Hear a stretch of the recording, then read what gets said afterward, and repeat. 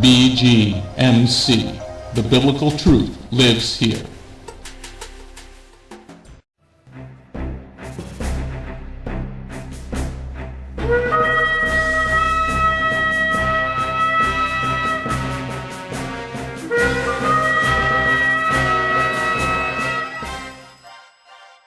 The ancient Hebrew scriptures foretold of the Anointed One, Yeshua HaMashiach.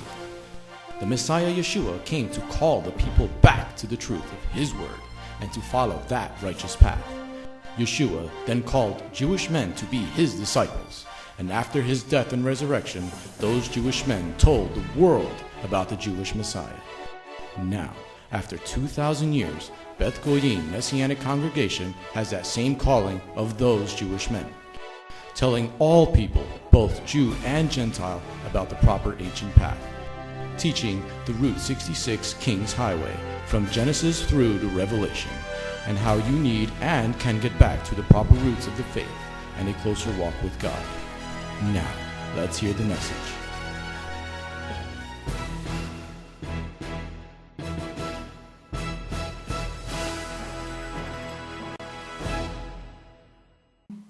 So, today we are going to talk, now that we mentioned Luke.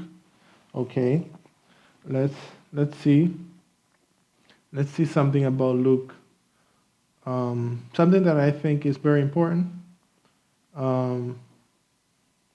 So I would like to be open in this call. It's going to be a kind of conversation because everybody think or everybody present Luke as a Gentile, okay, and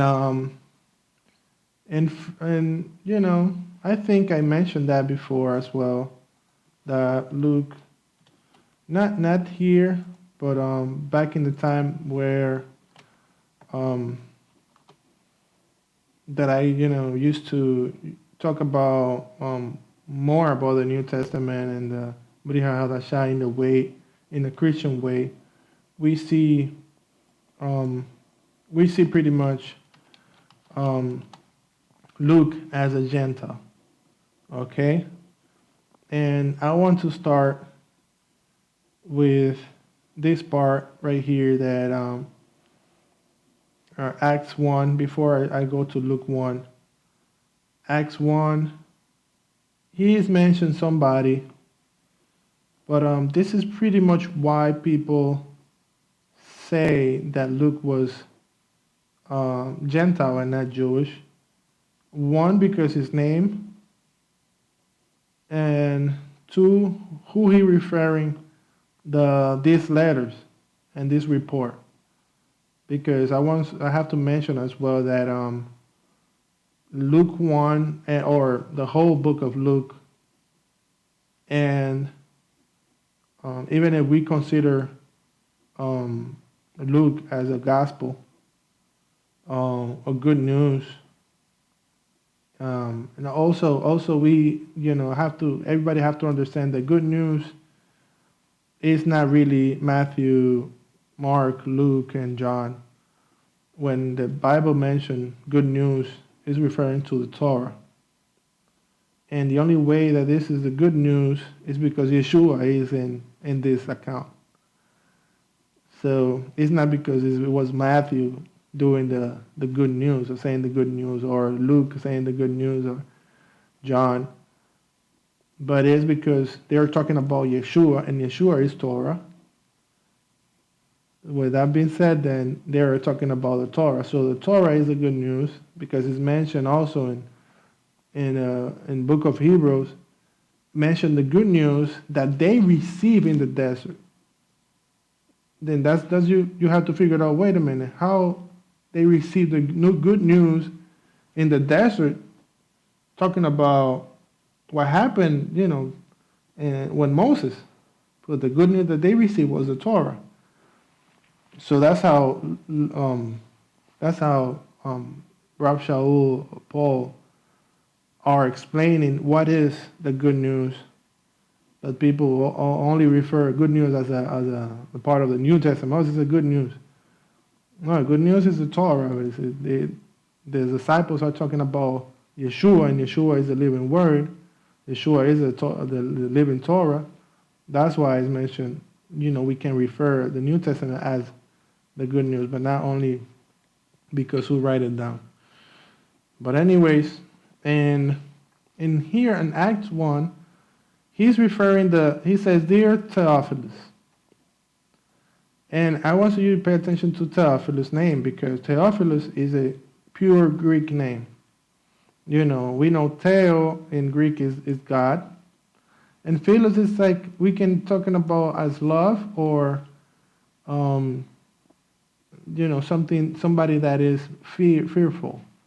So the name is like, it's like a whole phrase saying, Theophilus is a name, but it's also mean that the fears God or the one who loves God. If you go to Greek, if you want to go to the Greek. But then the first verse and the second verse, it says, in the first book, so which one is the first book? What was that book that he was referring? So in the first book, I wrote about everything that Yeshua set out to do and teach. That's the first verse. And then he's talking about Luke. So what we know about Luke, like the Gospel of Luke, that's the first book that Acts is referring, because this is Luke write it down, a report to Theophilus. So in the first one, that is Luke, it says in the first book, again verse 1, in the first book I wrote about everything Yeshua set out to do and teach, until the day when after giving instructions through the Ruach HaKodesh to the emissaries who he had chosen, he was taken up into heaven. So Luke is telling Theophilus, he write it down, this letter to Theophilus, and he says, well, in the first one, I was referring to this one. We're not sure if Theophilus received the first book because it was too obvious for, if he says, but now I'm sending you this in a different time. Probably he sent them together, the report. And then he says, well, the first one is talking about that. So he said, okay, so this is the first one. Or he sent it in a different time. I'm not sure about that. There's people that say it got everything lined up with time when the book of Acts was written down, and that's very important.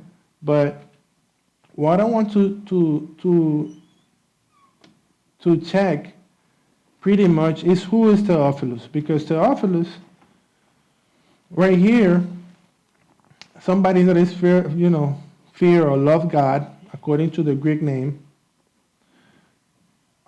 Is his real name, or is his name that people were, using because we are in the Greek society, and why is he interesting about Yeshua? If he's Greek, why Theophilus is interesting about that, and why too many information? Why so many information? Because he's already received. Right here, Luke is saying that the first book. Why is Luke sending information to Theophilus? That's one thing, right? That's a question. Why is he sending this great information to Theophilus? So I want to go back to Luke 1. And then in Luke 1, then it says, Dear Theophilus, okay, Dear Theophilus, concerning the matters that have taken place among us, many people have undertaken to draw up accounts based on what was handed down to us by those who from the start were eyewitnesses and proclaimers of the message. Therefore, Your Excellency. I want to stop right here. This excellency is something that we have to get a clue with the name of Theophilus. So we see Theophilus is an authority. He's like an authority guy for Luke. And we all understand that Luke is a disciple of Rab Shaul. How is this guy saying Your Excellency to another man? Right? This is a good question, right? Why is he calling? And we can see he is saying to Theophilus, Your Excellency. So verse 3, therefore, Your Excellency, since I have carefully investigated all these things from the beginning, it seemed good to me that I too should write you an accurate and order narrative, right? Narrative. Right? Ordinary narrative, so that you might know how well found are the things about which you have been taught. So you have been taught, this last part right here, this. Say it again, Rev? Accurate and ordered narrative, so that you might know how well found are the things about which you have been taught. So you have been taught means that this excellency guy, Theophilus, was taught about Yeshua, right? So if we make certain connections here, we can see that Theophilus is somebody that is being instructed about Yeshua, but he needs or he wants something more organized, something more clear about who is Yeshua. These two reports, Luke and Book of Acts, are the one that we are talking. And in both our mentions started with Dear Theophilus. And we can see that this is the second. Okay, Acts is the second book, or the second report for Theophilus from Luke. Right here it starts saying, in the first book. Okay?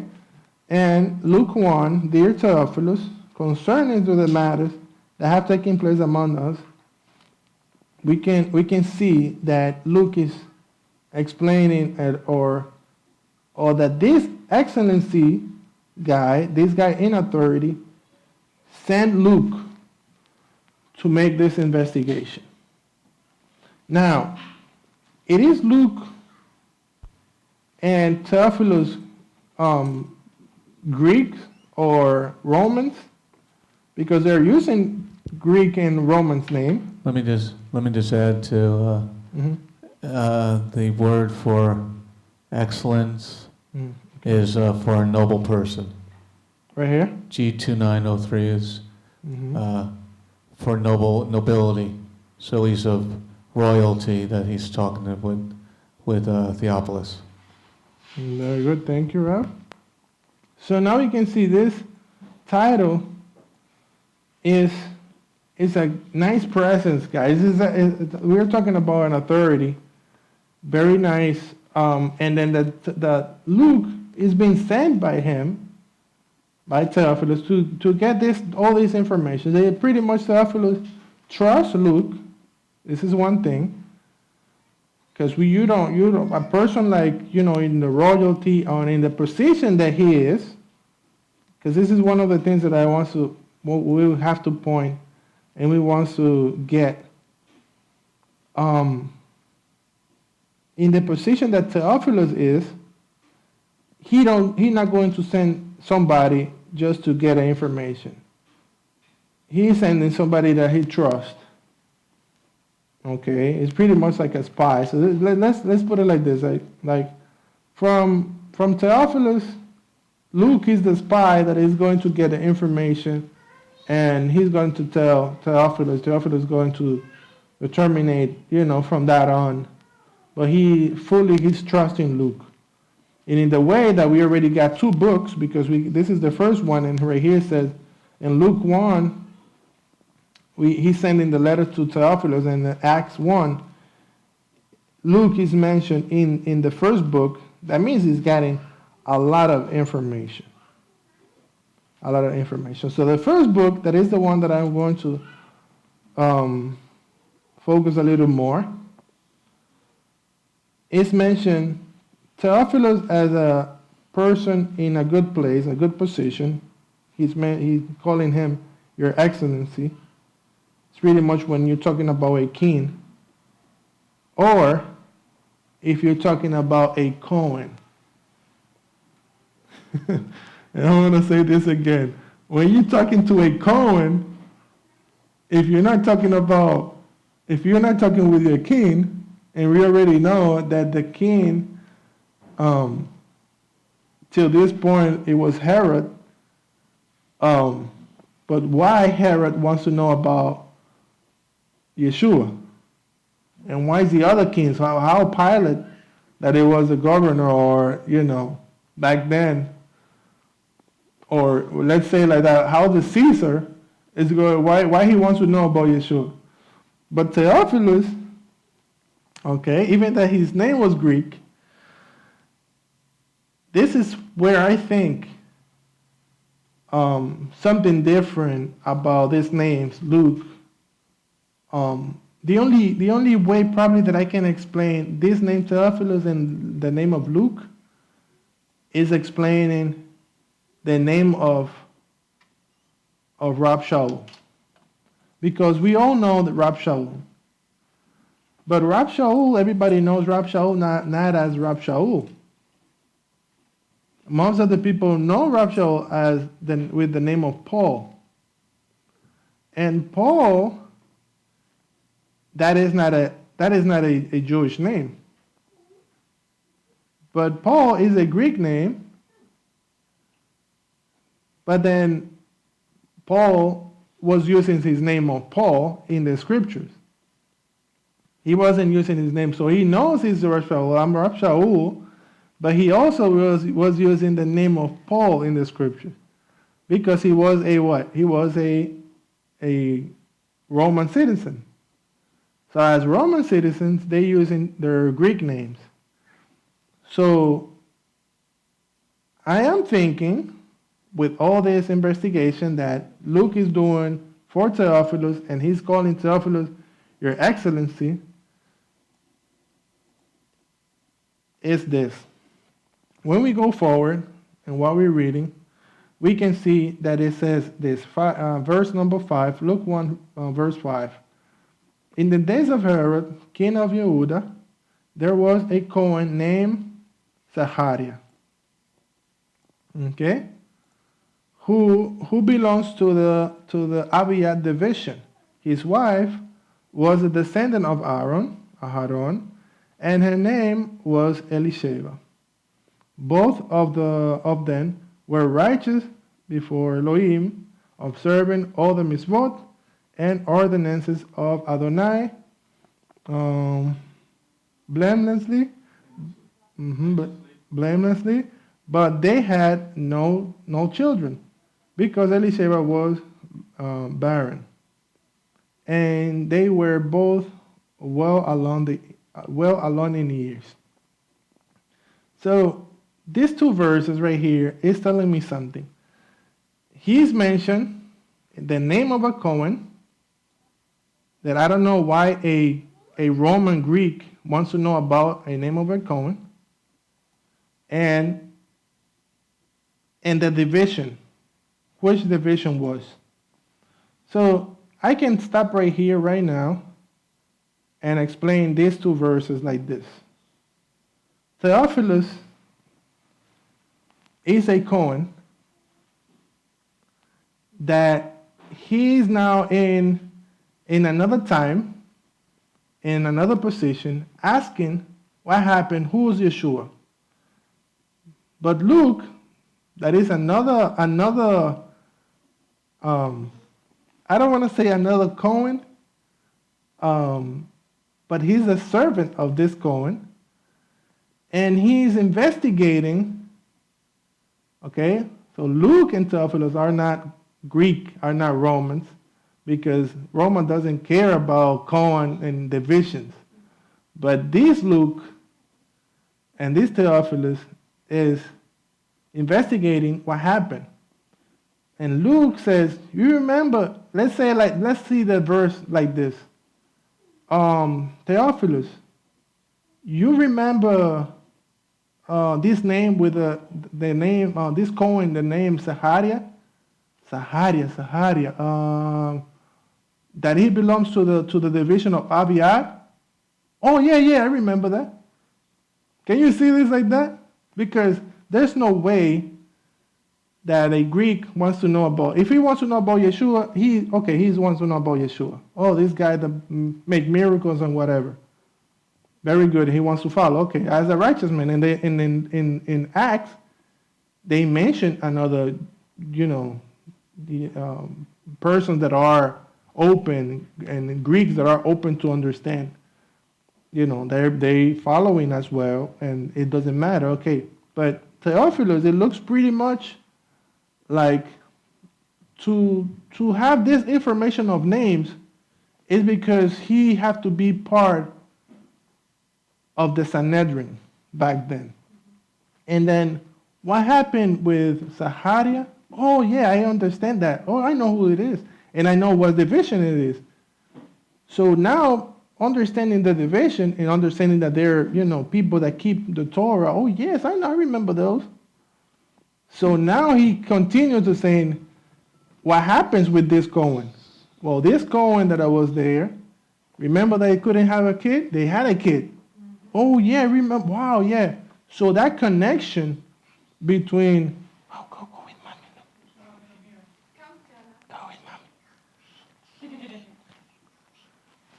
Yeah. So thinking about that, when you read, thinking about that particular part, because it looks pretty much, or it's been, people teach that Luke was a Gentile, but when you see the deep understanding of how he started a conversation and who he's writing this letter to, and why he's giving all these details of who's who and who's a Cohen on that particular position, is connecting Theophilus to his reality. So there are some scriptures, now that we mentioned that, is that, I don't know if you guys remember Caiaphas, right? Caiaphas, that he was one of the, he was appointed, or he was one of the Cohen back in that time, is that Theophilus is,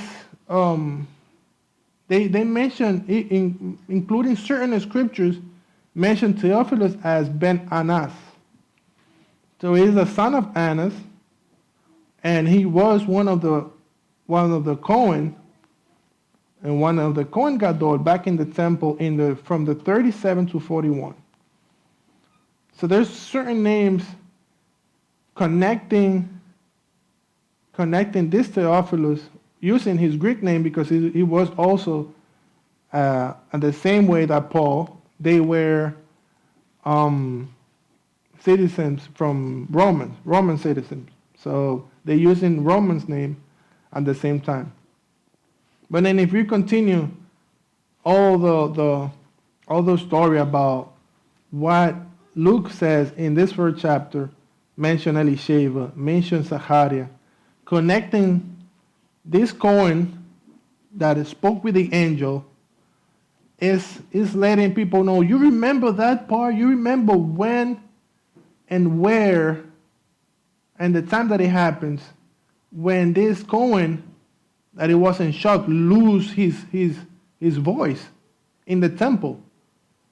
And then they had Yohanan, and they had this kid.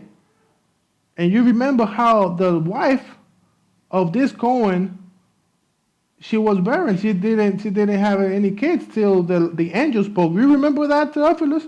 And Theophilus is going to say yes. Then he connect, okay, so that family is the same family of Miriam, because in the second chapter, even further in the first chapter, we see that in the 6th month, the angel Gabriel was sent by Elohim to the city of Galilee called Nazareth to a virgin engaged in a man with the name Joseph. So here is, and then it mentioned of the house of David. Why this Cohen, why Theophilus, if he's not a Cohen, wants to know about the house of David and wants to know about what division? Is that important to know? If he wants a report from Yeshua, he needs to know where he comes from, or who's the family, or Theophilus was this Cohen that he has to remember, because he's in a Sanhedrin now, and they have to say, you remember this division? Yeah, oh yeah, I remember that division. Zachariah. Oh yeah, in those days, that's the guy that was, he couldn't speak till he got his son. Yeah, I remember that. You're not saying it right. Huh? You're not saying it right. I'm saying it right. Do you remember? Oh yeah. I have to use that voice. Of course. Do you remember Zechariah? You remember what happened? Elisheba, she was the one. She didn't have a baby, so we were talking like this. Yes, sir. So this is how you, when you go inside of this movie of Luke 1 and Acts 1, you have to imagine why Theophilus have to know this information. That means Theophilus was not a Gentile, as most of the people think, and Luke either. They are so good, and they have certain access to this information, because still Romans and Greek, back in this time, they don't have that connection in the temple, that information of what division, if they're not so too involved in the temple. There's no way for a Gentile to know this information with details of the temple. And then to get the information of Miriam in this way that he explained it, about the malach, the angel, and what the angel spoke. Of course, people say, okay, he had to spoke with Miriam to have all this information. But to get the details, you got to say, why? Because he's not getting that information for himself.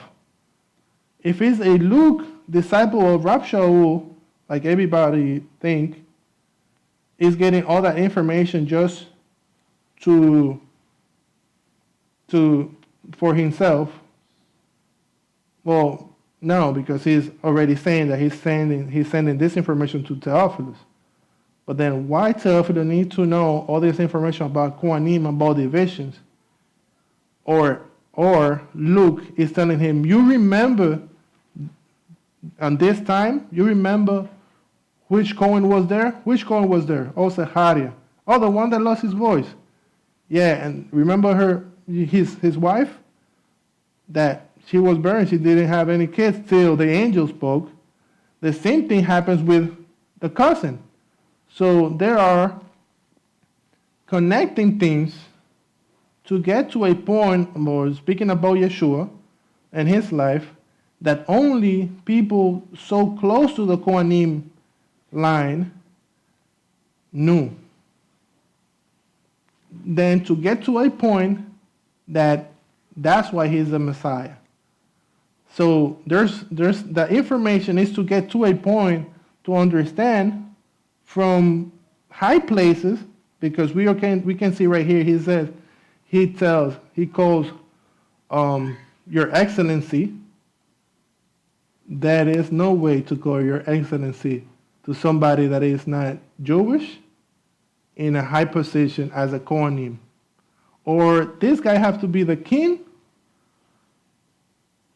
or to call Your Excellency have to be a Kohen Gadol. So this is a good part to understand about. It gives more. This understanding, even if I'm probably wrong, but this information gives more understanding to, oh, that's why Luke is acting in this way. So in the Romans understanding, people see it like it's good that he's a Gentile because anyways, the Lord involved in Gentiles. But why Gentiles want to know more information about this? I mean, it's good because you are one with the people. So Jewish people and the Gentiles all together following Yeshua's steps to the Most High is the plan, of course. But the report is to prove a point that who is Yeshua in a Sanhedrin. So this is how I understand that Luke is sending this letter to the Sanhedrin, especially to Theophilus, that it was Your Excellency. So he was in charge, and he's giving him that information, the who is Yeshua and why he did. Okay, Sister Adriana.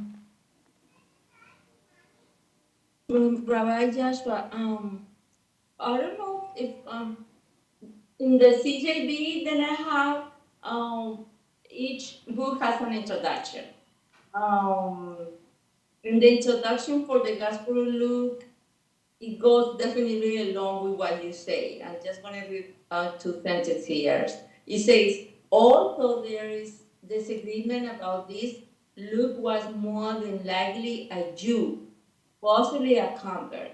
He displays detailed understanding of the Hebrew scriptures, as well as expressing an understanding of God-fearers Gentiles who attend synagogues and live lives informed by Judaism, but did not convert. Moreover, he addresses both his gospel and Acts to a Hebrew priest, Theophilus. If Luke were not a Jew, this would not make sense. And it goes, Luke writes probably in the early 60s, after this was dead, to reassure Theophilus, a Cohen, a high priest, and thus a socially significant figure of the things he has learned. Luke shows him that all along, God had a plan to include Gentiles.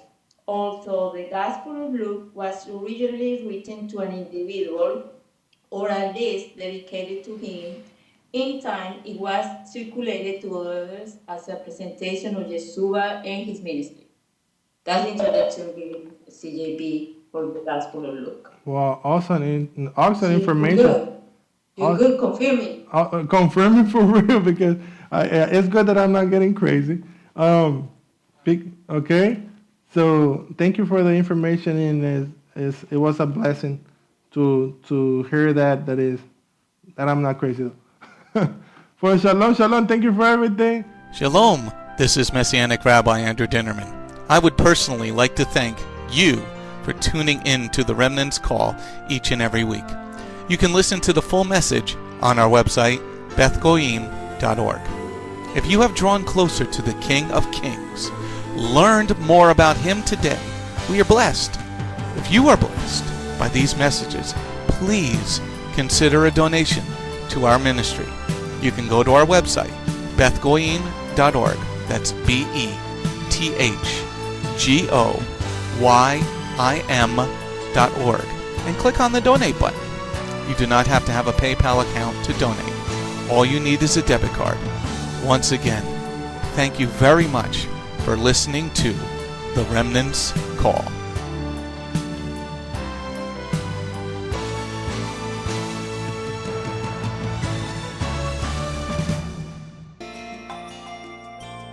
If you have not taken your first steps to be born again, just ask God's help. Remember, it's His loving grace that has come to find you. No one is worthy or able to reach God, but God can reach us. and He's reaching out to you now. Just open your heart and let Him in. His arms are open, and the blessing of salvation and eternal life are waiting for you. Don't let it wait any longer.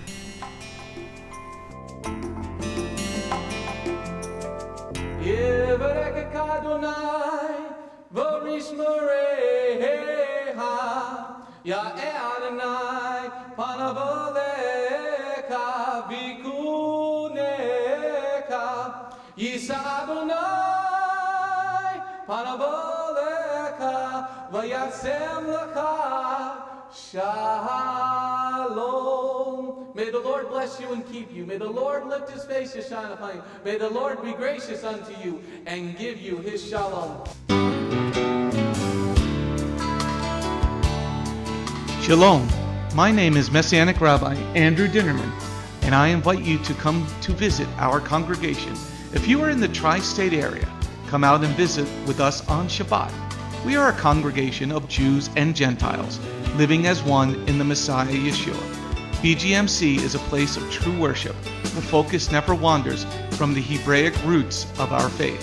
Beth Goyim is rooted in the Word of God from Bereshit through to the book of Revelation. Messiah's strong words against man-made tradition are carefully recorded in Matthew 7. That is the reason we only follow the straight-up instructions found in Scripture. Truly, the way, the truth, and the life. If you're looking for a deeper walk with Adonai, come out for our Tuesday evening Bible study called Messianic Torah Time. Come, spend a day with us on any Shabbat. We start at 11 a.m. with the sound of the ancient Hebrew shofar. Next, we offer our King praise and worship in English, Hebrew, and Spanish. After worship, we review the headlines in the previous week's news from around the globe, especially news from the Holy Land, Israel. We don't just list the news headlines as current events, but we comb through the scriptures, searching for clues to understand what they mean, and then to help pinpoint prophetically our current position on Adonai's clock.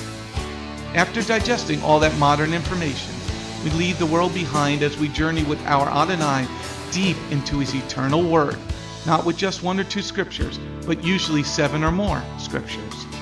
The spiritual nourishment and the richness of His kingdom become accessible to the ones who share this special time and seek them out. The day does not end there. Because Shabbat is so special to Him, there is always so much more that our King desires to share. So instead of separating and leaving, we stay together as a family for potluck lunch and an afternoon study of our King's Word. We close the Shabbat together with the reading of the new week's parashah. That's the Torah portion. Even after those blessings, many of us just can't get enough. So the members bring prepared homemade foods to share while we all enjoy an uplifting movie together. If all that information is not quite enough, you can check out our website where you will find over 200 video teachings and biblical holy day studies. Under Messianic Torah Time, the Hebrew Roots button, you'll discover free studies on many, many different topics, including PowerPoint slide presentations.